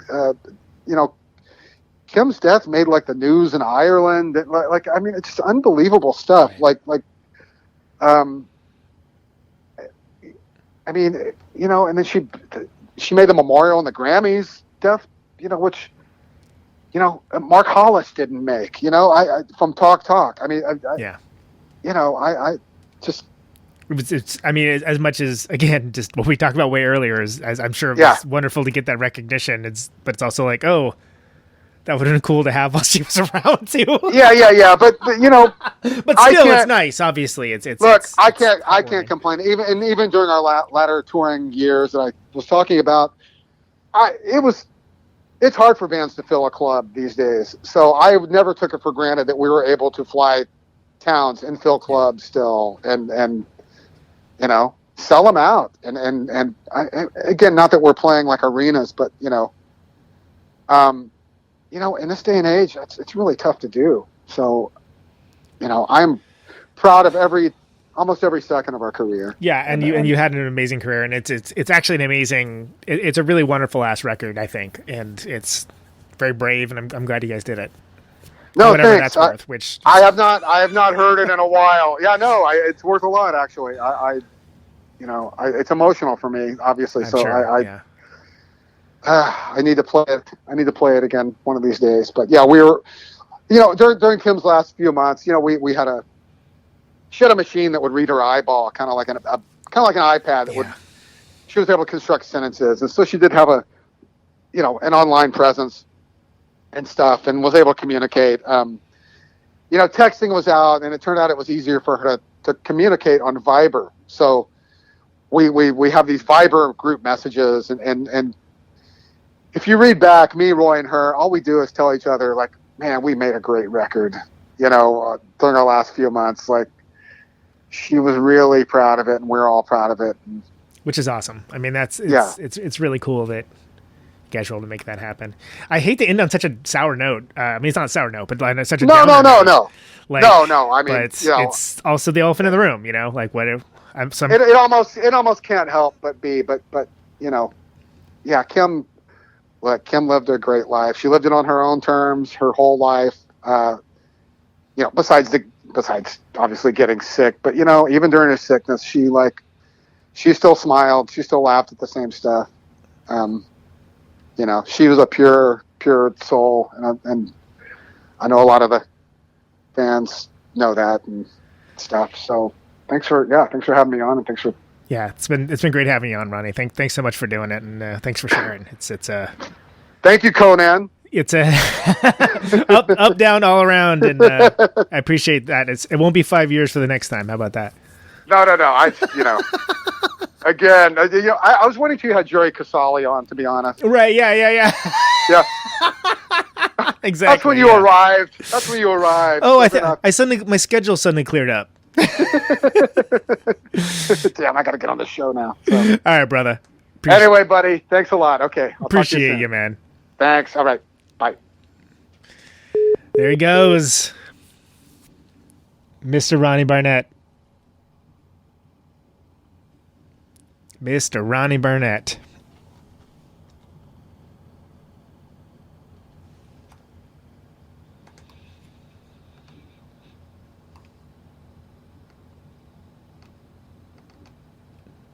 Okay. Looks like we're going a little longer. No problem. Let's play one of the songs I've No Holiday. Let's see. Let's do the title track.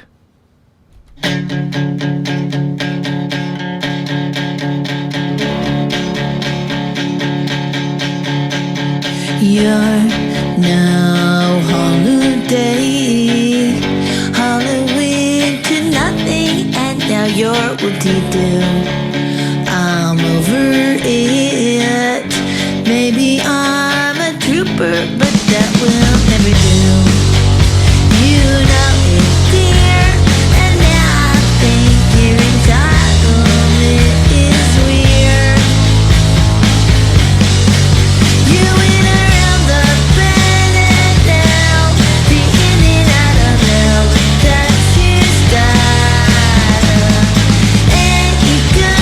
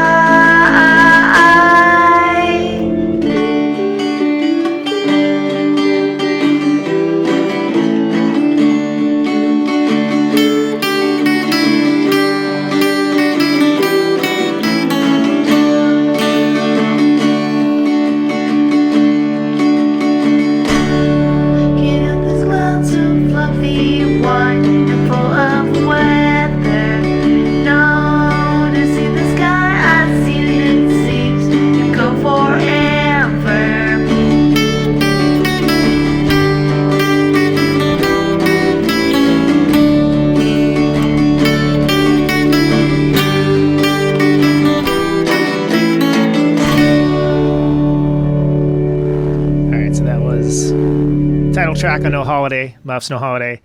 And then that last one was a song called Sky, which is the last song on the last Muffs record.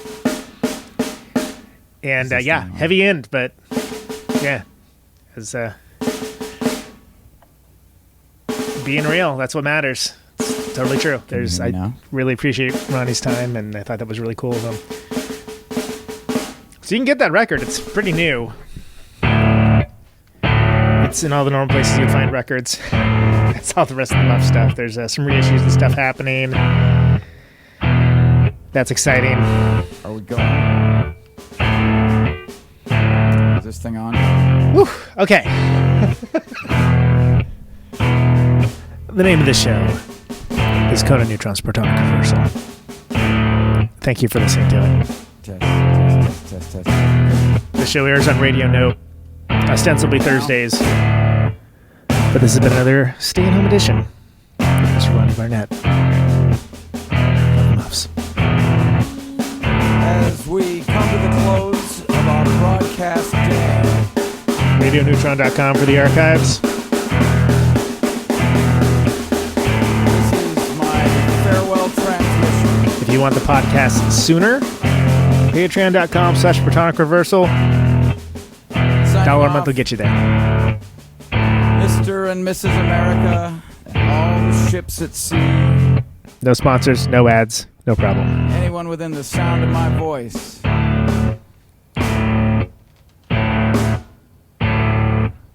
Got a busy week coming up. I've got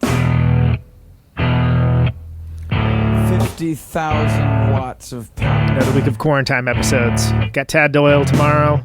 Brian Christopher Parks at B. Hamilton Tuesday. Martin Atkins at